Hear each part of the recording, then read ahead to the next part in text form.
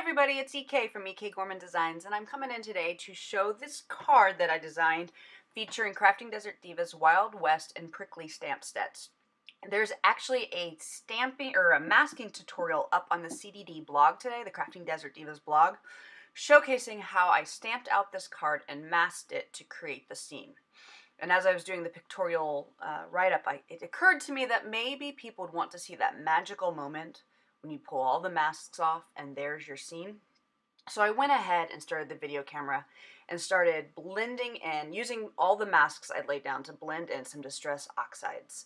I had originally, and that you saw the big whoops, I had originally planned to have this very soft, subtle blue sky, and then I got too much ink on the paper and proceeded to drown the paper in Oxide ink. I know it's going to sound funny, but I prefer the Oxide ink on regular cardstock over the distressed inks. I think they blend better. I think they hold up better. I've never had very smooth blending on my Nina paper cardstock with the distressed ink. So once I started playing with these distressed oxides on Nina cardstock, it was brilliant, and it's been my go-to ink color ever since on just your basic Copic coloring cardstock. I will tell you, this is not a Copic coloring video that I do here. It is, in fact, a colored pencil tutorial that I color. But I went ahead and showed it. I love using antique linen Distress Oxide over other oxides because it gives it this creamy, smooth color.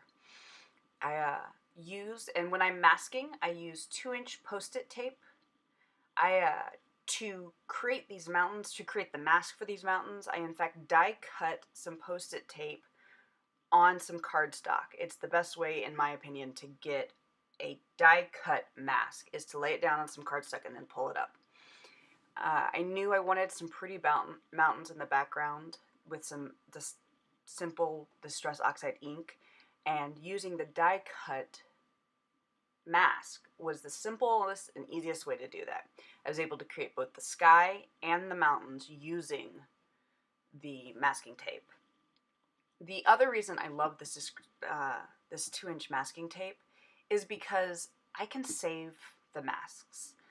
Fussy cutting is not my most favorite thing in the face of the world, and you have to fussy cut out, or at least I have to fussy cut out the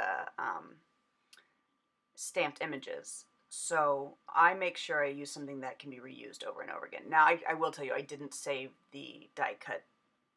It's too easy to cut.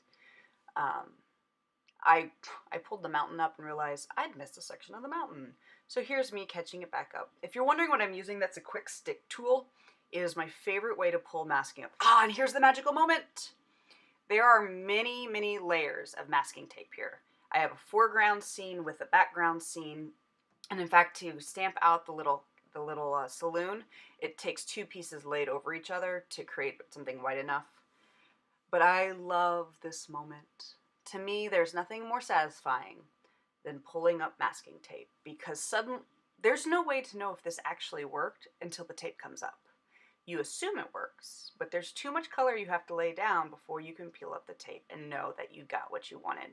In fact, I have a little boo-boo on that cactus off to the right side. I didn't get it low enough, so I had to kind of drop some color down and hope nobody noticed. See, and here I am telling you, so now you'll notice it as much as I do. Here's my favorite part. I'm down to just 2 masks. The last and most forward mask is our little sheriff. You'll notice I'm putting all the masks back onto the front of the stamp set. That's because I keep them, and they last for quite some time, or at least for me, they've always lasted for quite some time.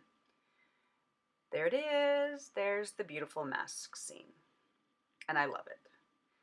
So because of how I created this scene, I wanted to use my Derwent colored pencils. They're an oil-based colored pencil, and they're very muted colors. I use them when I primarily use these colored pencils when I create landscapes with colored pencils, because the muted tones to me reflect more of natural elements.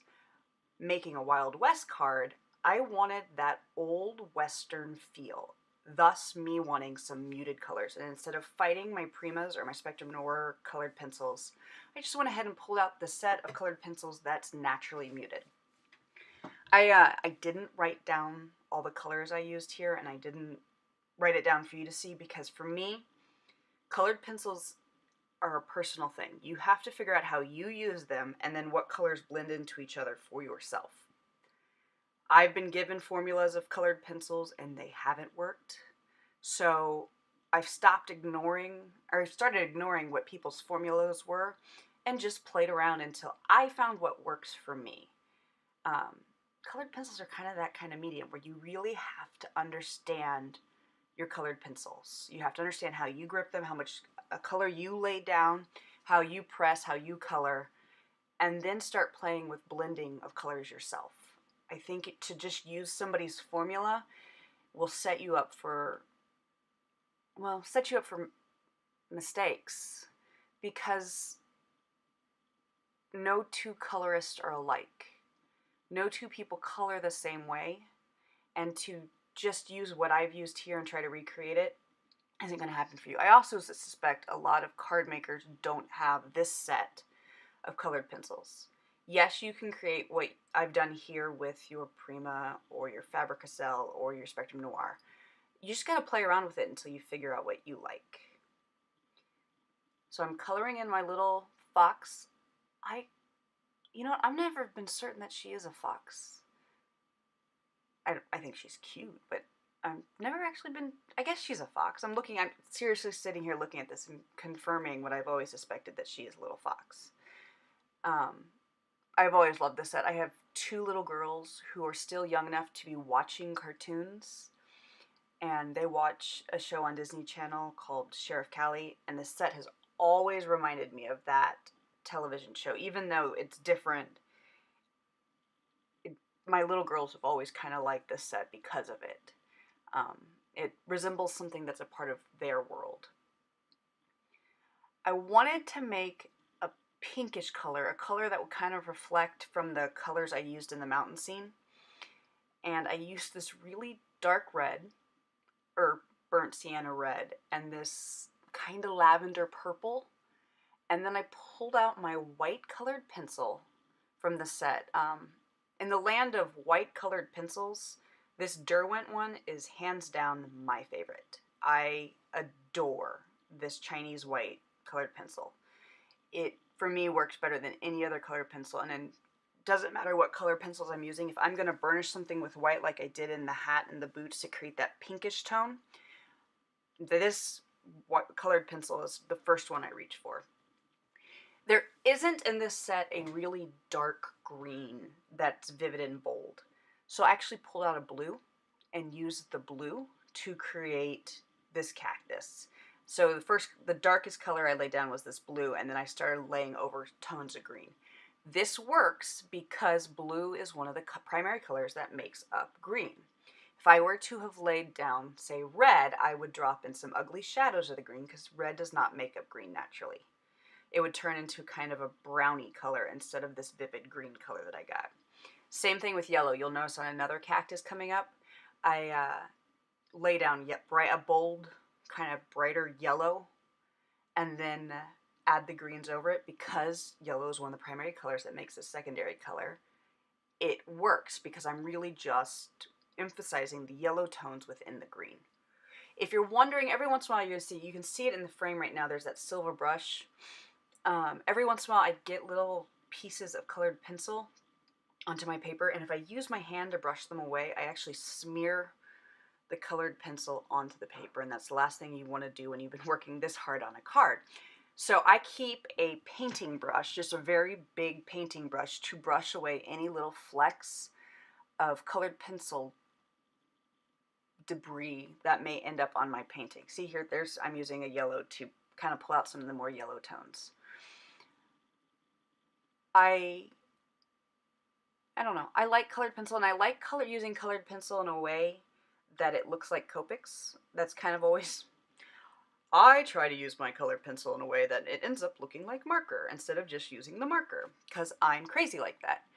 But I liked seeing how you can get colored pencil to look like other mediums. Here in a couple minutes, actually, as soon as I finish this saloon, I pull out my tools to make to finish the colored pencil and make it look more sharp. If you're wondering why I have this craft sheet of paper down, my fingers sometimes when I'm pressing and holding paper will sweat. And with all that Distress Oxide on the card, the last thing I want is sweaty fingers because it will actually leave fingerprints in the card. If you've got either Distress ink or Distress Oxide on a card and you're coloring on it and you're pressing down on it to hold, always use a secondary piece of paper to protect the ink on the paper and not leave fingerprints. I can't tell you the number of times that I've lifted my hand up and there is a sweaty fingerprint in my Distress Oxide, and you can't blend it back out. Like, once you add some kind of moisture to the card, you cannot blend it back out. So to get, believe it or not, to get the colors I wanted for the saloon, I dropped a little black into it. I don't traditionally use a lot of black colored pencil, believe it or not, but to get this really rich, bold brown color that I wanted for the saloon, black was the color I reached for as my initial shading color. And then I started bringing out more rich browns to create the vivid color that I have here.